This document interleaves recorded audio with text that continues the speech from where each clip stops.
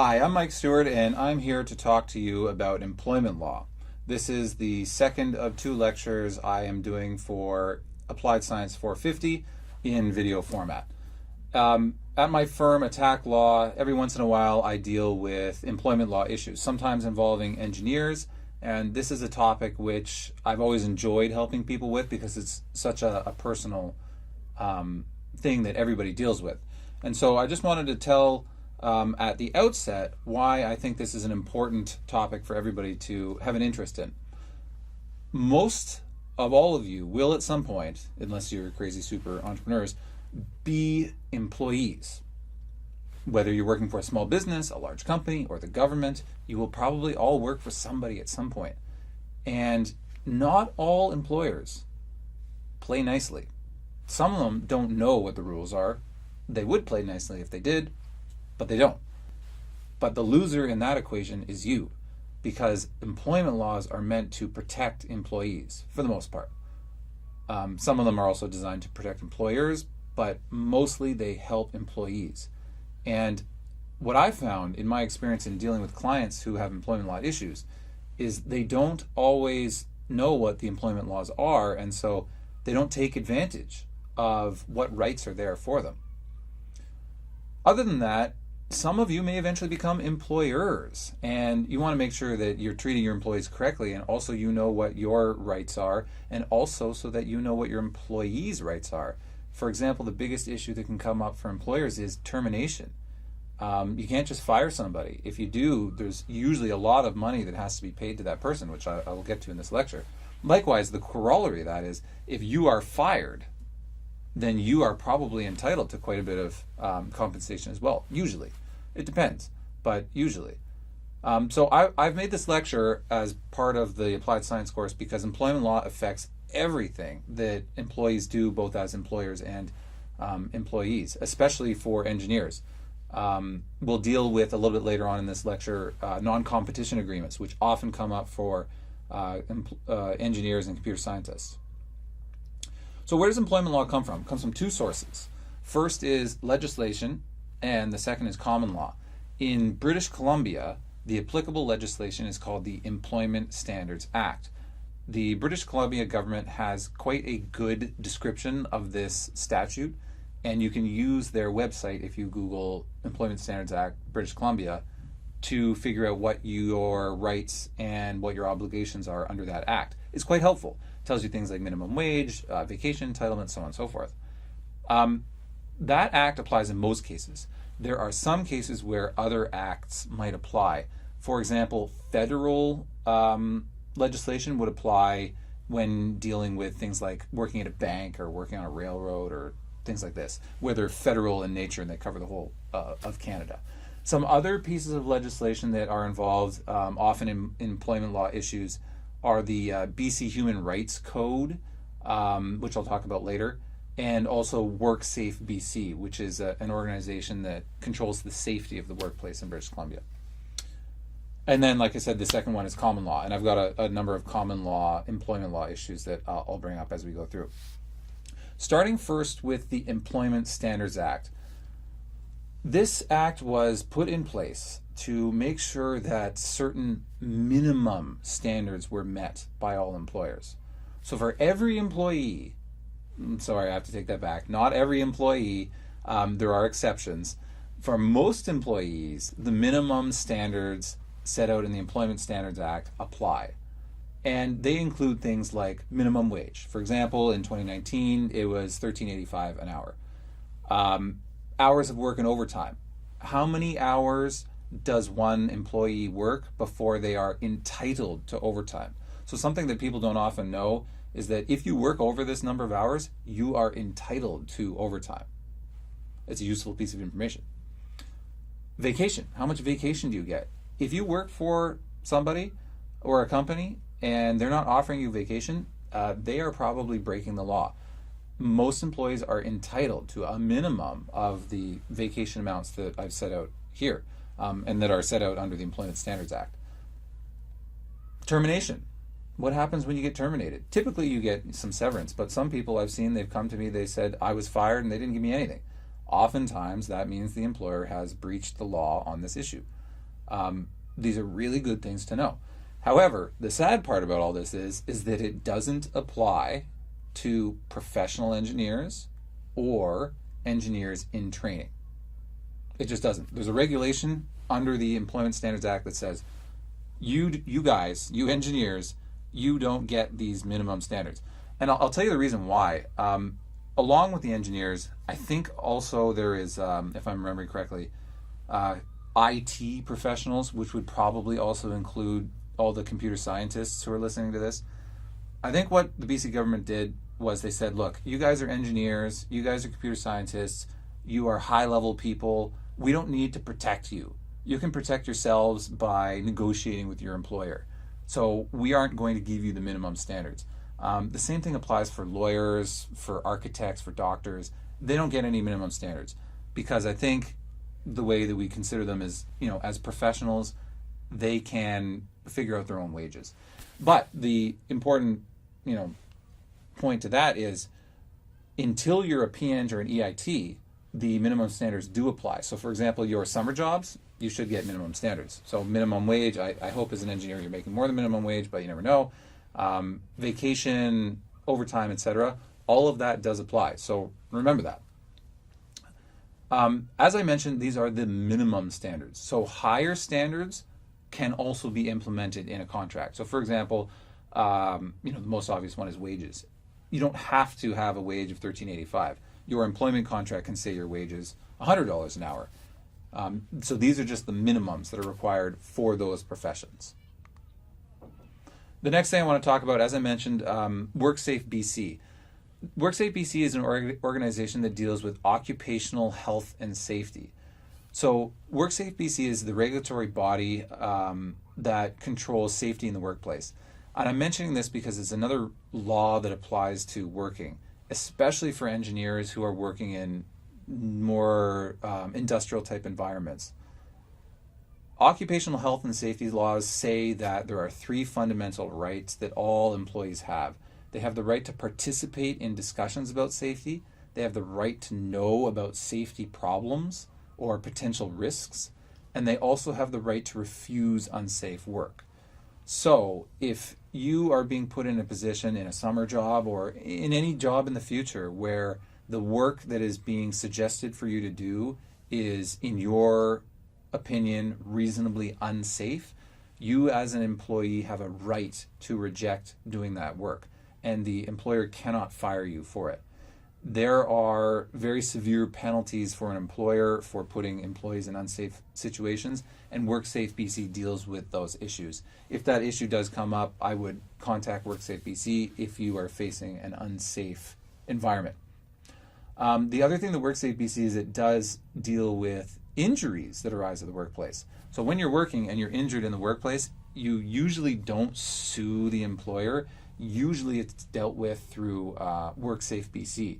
So instead of suing the employer, you go to WorkSafe BC, and if you lose a leg, maybe they'll give you a pension for so many dollars a month or whatever.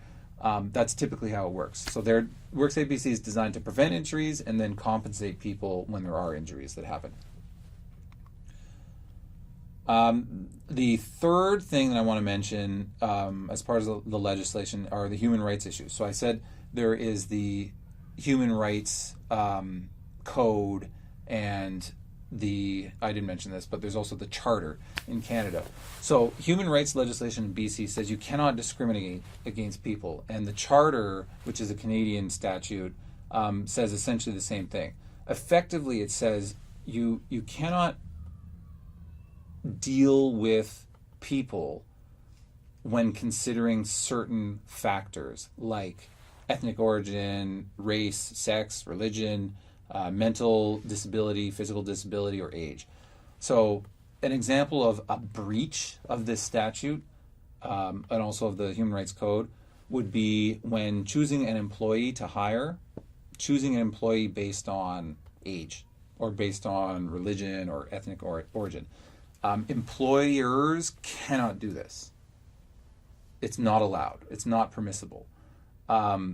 If the employer does make a decision based on these things, then the employer could be sued for it, and this happens, sadly, very frequently. the employer is sued, and then the discriminated employee gets some kind of compensation. It can also happen during the working experience. So if an employee is working and then maybe they're not given the opportunity to advance as a result of mental disability, age, or one of these restricted factors, the employer can be sued in that circumstance as well. And again, employees often succeed in these kinds of lawsuits. So the message I'm trying to convey is, as an employer, make sure that you do not consider these factors when choosing employees or deciding how to deal with them. And as an employee, always remember that the employer should never discriminate based on any of these factors against you as well. The next set of slides I'm going to talk about deal with whether an employee is actually an employee or an independent contractor. I know I called this lecture employment law, but a major part of employment law is knowing whether you are an employee. And this often comes up for engineers because they often find themselves in more contractor type positions, consultant type positions, where they may not actually be employees.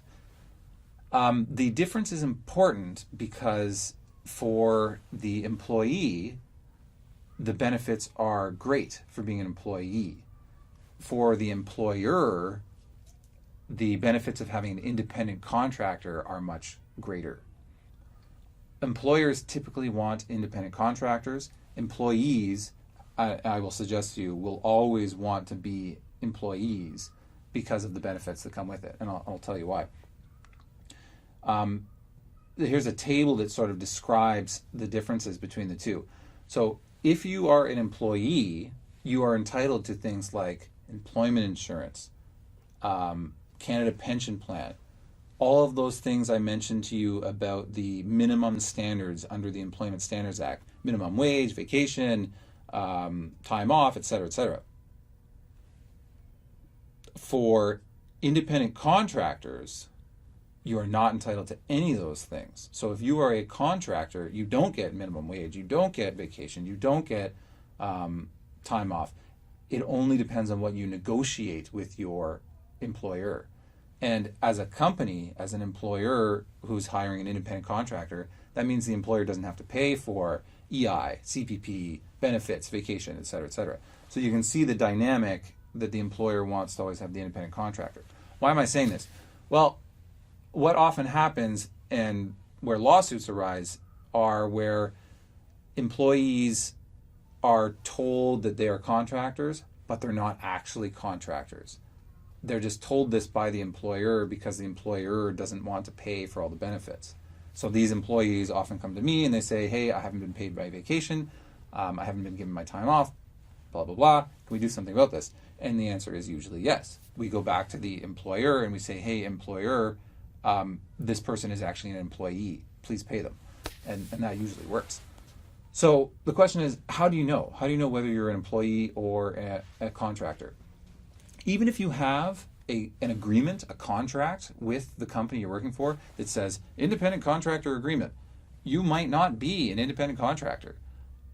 You actually have to look at these factors to find out whether or not you are an employee or not. And so the factors are these. Control, ownership of tools, the chance of a profit and loss, and integration into the business. So you have to ask yourself when looking at the contract, no matter what it says, how do these factors play out? So for example, if you are an employee who has quite a lot of control over what you do, for example, you set your hours of work, maybe you direct other people, you don't have to come in on Mondays, you don't really listen to the employer, then you're probably more likely an independent contractor. But if you go to work 9 to 5, you're told where to sit, you're given an office, blah, blah, blah, you're probably more likely an employee. Next one is ownership of tools. You bring your own stuff to work. For example, think of a plumber. A plumber, typically, they buy their own wrenches, they buy their own plungers, and they go and they get their own truck and they go to the site. Typically, plumbers are independent contractors because they have their own tools. Next one is chance of profit and loss. Well, do you have a risk in working for this company? Is there a risk you might lose money? Is there a chance that you might make a bunch of profit?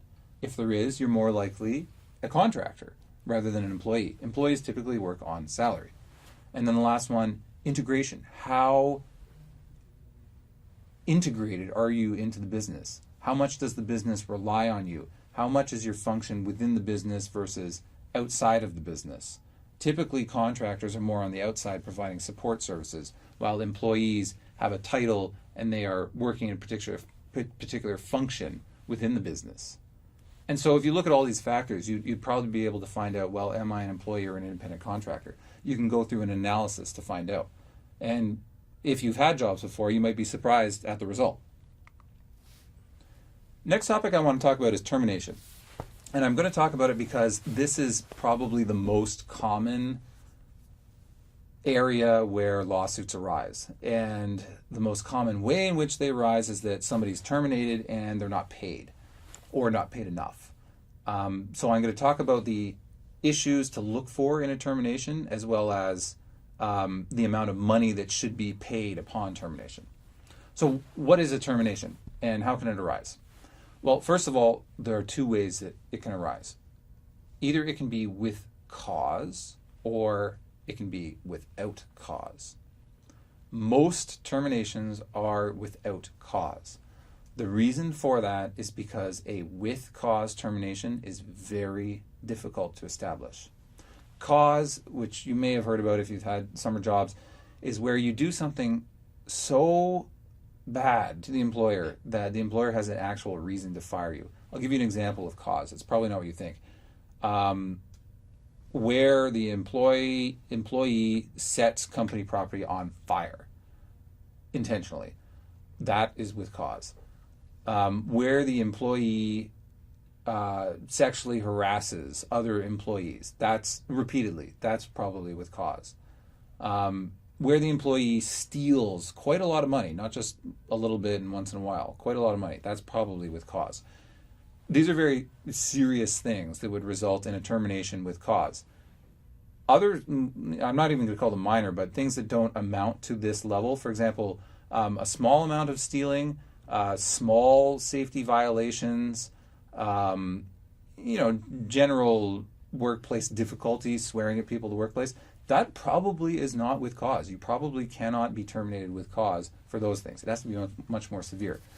And here's the distinction. This is why it's important. If a person is terminated with cause, no amount of money needs to be paid. Cause means you're fired and you get nothing.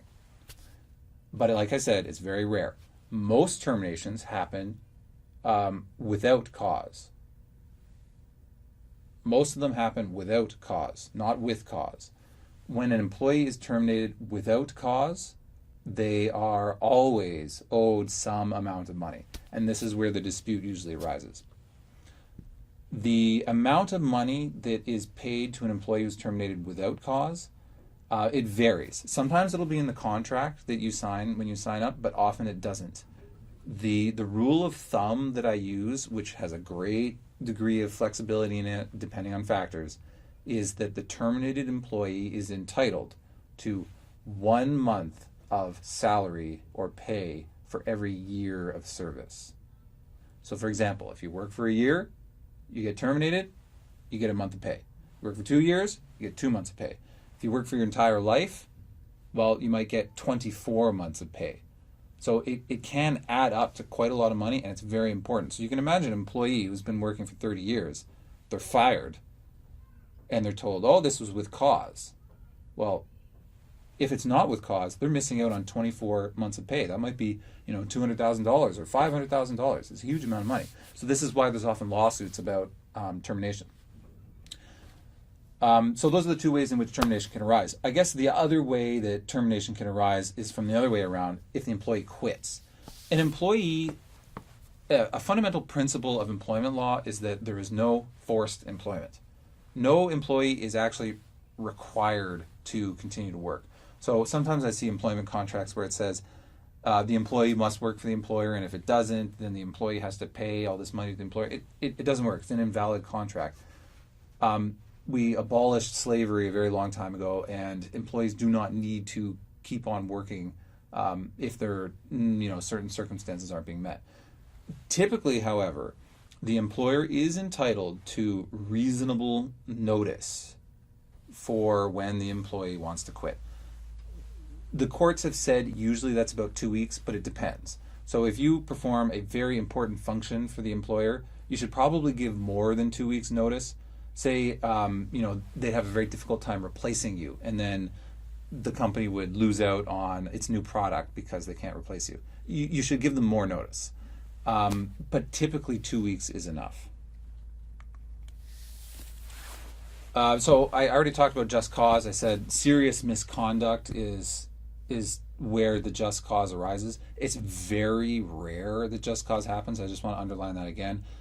It's often thrown out by employers saying we're terminating you for just cause. If you ever see those words in a letter to you, I strongly suggest you get legal advice, because it's probably not correct unless you've done one of the things that I've listed there. In general, in order to for the employer to allege just cause, there has to be a formal warning. So the employer would have to tell you, look, you're stealing, stop stealing, or we're going to fire you, effectively.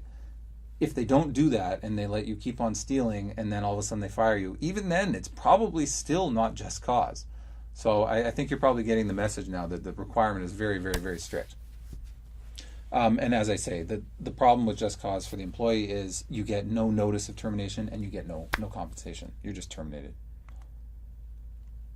So I mentioned before the legislation involved in employment law, the Employment Standards Act, Human Rights, and WorkSafe BC. Well, there's also the common law, and I mentioned the common law in my other lectures. This is the judge-made law. You won't find these things in any pieces of legislation. And so I'm putting these ones in here. There are other elements that you might want to know about, but I'm putting these in here because they will affect engineers the most. This is what I have my engineering clients come to me about on a regular basis. So there are 3 topics I'm going to talk about. Your duty to mitigate your damages, non-competition agreements, and constructive dismissals, which is another form of termination. First, dealing with constructive dismissals. So I mentioned that there's 2 ways that termination can happen. It can happen with cause or without cause. Okay, a constructive dismissal is another example of a without cause dismissal, and in particular, the constructive dismissal occurs when the employee is not directly terminated, but the employment relationship is changed by the employer so much that it is effectively a termination. Okay, so I'll give you an example.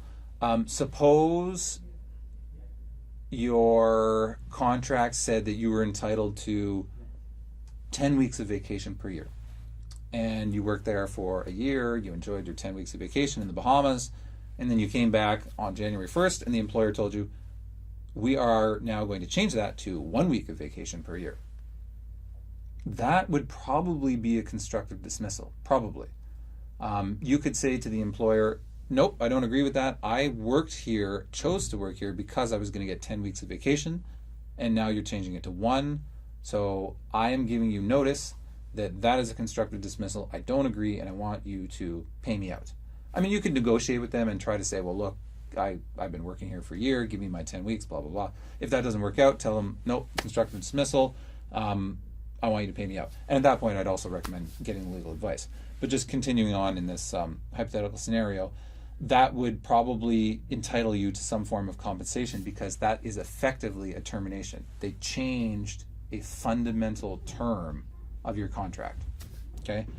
Another example would be what happened to this gentleman here. I don't know if you guys remember this movie. This is from a movie called Office Space. This gentleman here, do you remember his name? His name is Milton. Milton used to work upstairs. Milton used to have a desk. He used to have paper. He used to have a stapler. And he was then moved into the mechanical room downstairs, where he no longer had an office. It was no longer an office job. And they took away his stapler. I use this as an example of a constructive dismissal. If somebody's changed your working environment so severely to go from an office cubicle down to a boiler room, I would argue that that is a constructive dismissal. So poor Milton here could have sued Intertech or Intertrode or whatever it was called. If you are going to pursue this constructive dismissal, make sure you notify your employer of your objections. After you notify your employer, you can then either, the only thing you can do is if they don't agree with you, you sue them. So you notify them of your objections. If they don't agree, then you sue them. And again, I recommend getting legal advice if you have to go down that route. Hope it doesn't happen though. Okay, then the second thing I was going to talk about was the duty to mitigate.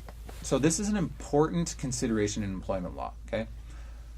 When the employee is making a claim for wrongful dismissal, whether that's constructive dismissal or just being terminated, the employee has an obligation to mitigate their damages.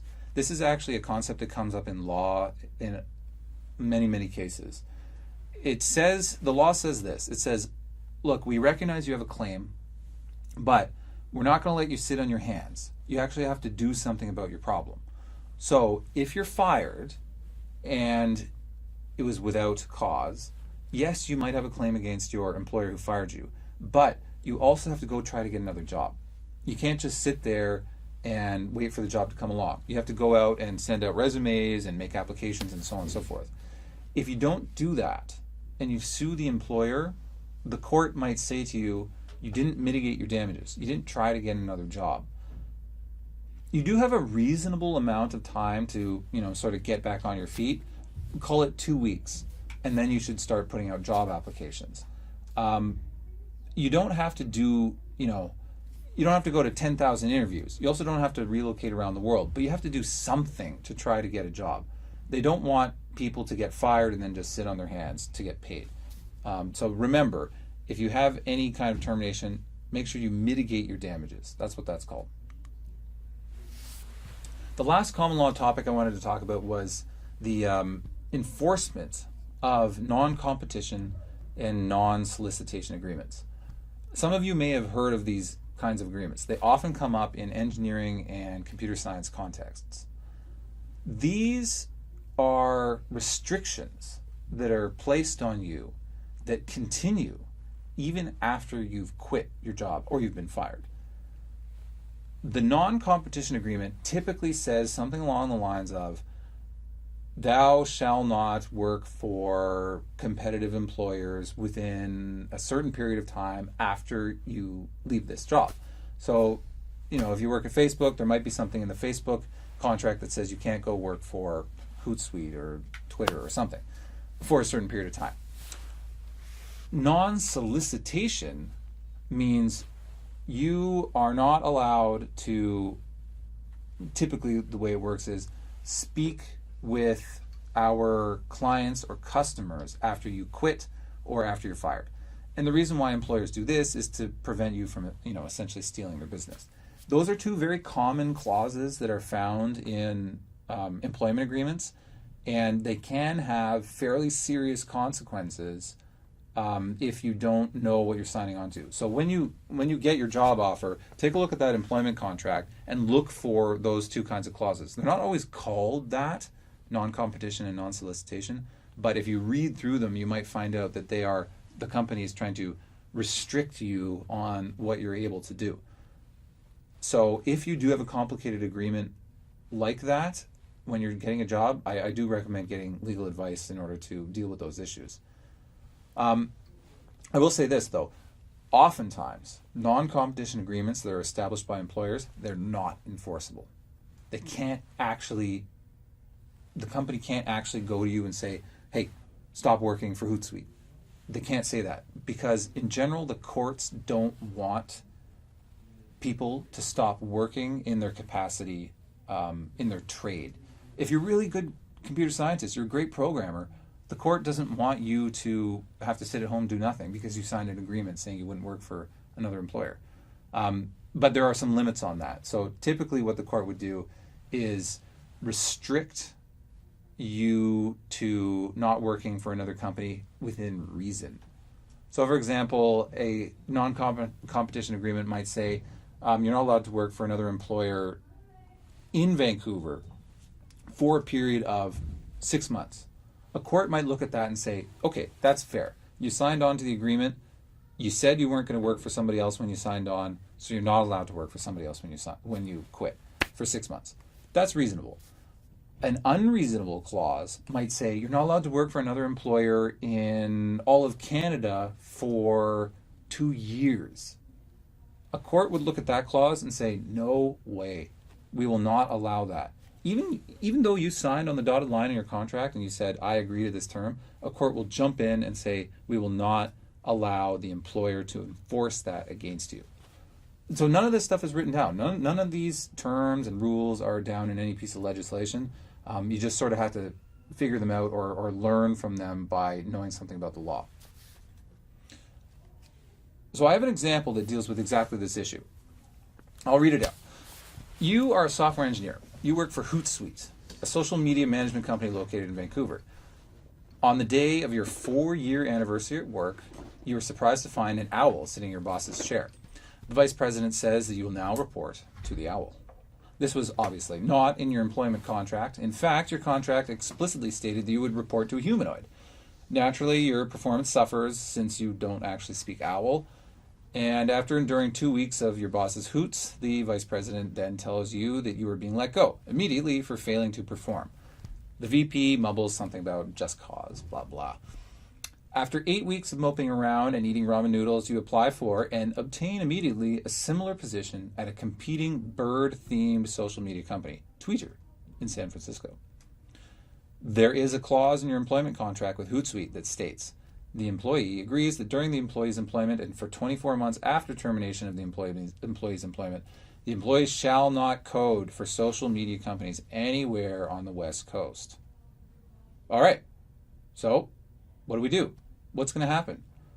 What can you do? Can you sue? Can you get anything from this? Well, let's find out first what happened. Your contract said that you were going to report to a human or humanoid and not an owl. But they changed that. As a result, your performance suffered. Well, that is probably a constructive dismissal, isn't it? Your boss then tells you that you're being let go immediately, so without notice, for failing to perform. Well, what's that? That's probably a termination. He says something about just cause. Do you think that's just cause? It's not.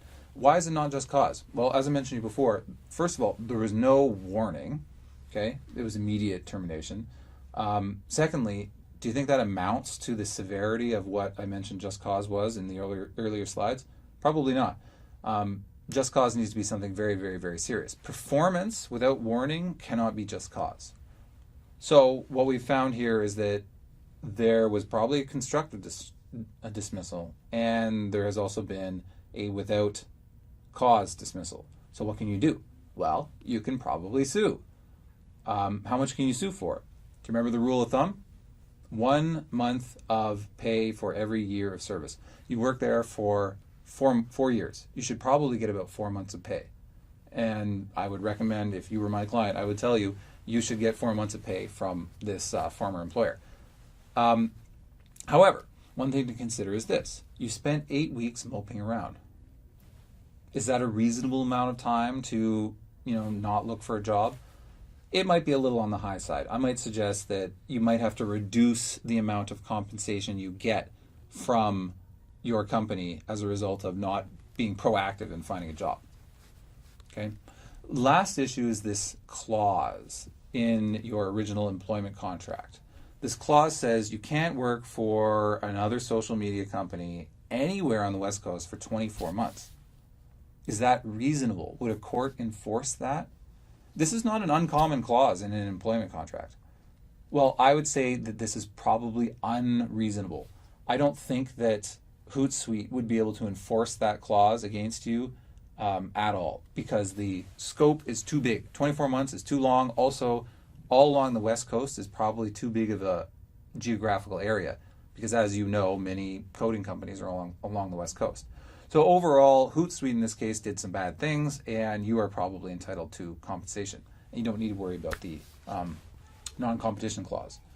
So these situations come up often, and I have had several employment law cases where these have happened for both engineers and non-engineers. So I'll give you 2 real-life examples, and this will be the end of this slide. So first, I'll talk about this mine worker who was terminated. So this gentleman worked at this mine for something like 30 years, and he was a shift supervisor. And during his shift, there was an incident where a vehicle ended up pinning a man in between another vehicle, and I think as a result, the man broke his leg. The shift supervisor, my client, was around and observing this incident, and he radioed it in to the superintendent who was there at the time. When he radioed it in, he confirmed with the superintendent that they were going to attend the site, and as a result of getting that confirmation, the mine worker then moved on. The company decided that that was just cause for termination. Underlying that was that this was a worker who had been around for 30 years. He had a different way of doing things than the new management did. And what I saw was that the management didn't want this worker around anymore. But they found this incident to try to call it just cause. Well, as you remember from what I was saying earlier, just cause is severe. What happened in this case was that the employee observed an event and reported it into the relevant superior personnel, and then left the incident site. Arguably, maybe the employee should have stayed around, but is that just cause? Probably not. As a result of this, we ended up suing the employer for the employee, and the employee received hundreds of thousands of dollars. I won't say the exact amount, but on that order. It just goes to show that the severity of just cause is just that high. The second issue is this. Our second case I'll talk about is this. This relates to a non-solicitation, non-competition clause. I had an engineer who was working for another company as an independent contractor. As part of that, he signed an agreement which said he wasn't going to compete within the cities of Burnaby, Vancouver, and Richmond. And it said all this in the agreement that he signed on to for 24 months. Well, as it turns out, my client wanted to go out and start his own competing business, and so he did that, and he started it in the city of Burnaby. Unfortunately, the employer didn't like that. The employer then sued my client and said, "You are breaching the non-competition agreement." And to that, I said to my client, you probably are breaching that agreement because you signed on to this thing, and you said you wouldn't compete in this small geography. And so what I then advised him to do was, well, where else could you go? And under the agreement, it said the cities of Burnaby, Richmond, and Vancouver. So what did he do? He opened up his business in New West, just near the Burnaby border. And so he was able to get around that non-competition agreement. And as a result of that, the lawsuit was mostly dealt with and settled. So again, looking at the terms of these agreements is always very, very important. So be careful whenever you sign on to the employment law contract with whomever you're going to work to find out what could be the knock-on effects of all this. And so those are the two stories I wanted to tell you. And just to wrap it up, if you have questions about this slide, please contact the professor in charge, or feel free to reach out to me directly at my contact information below. Thanks so much for listening. Bye-bye.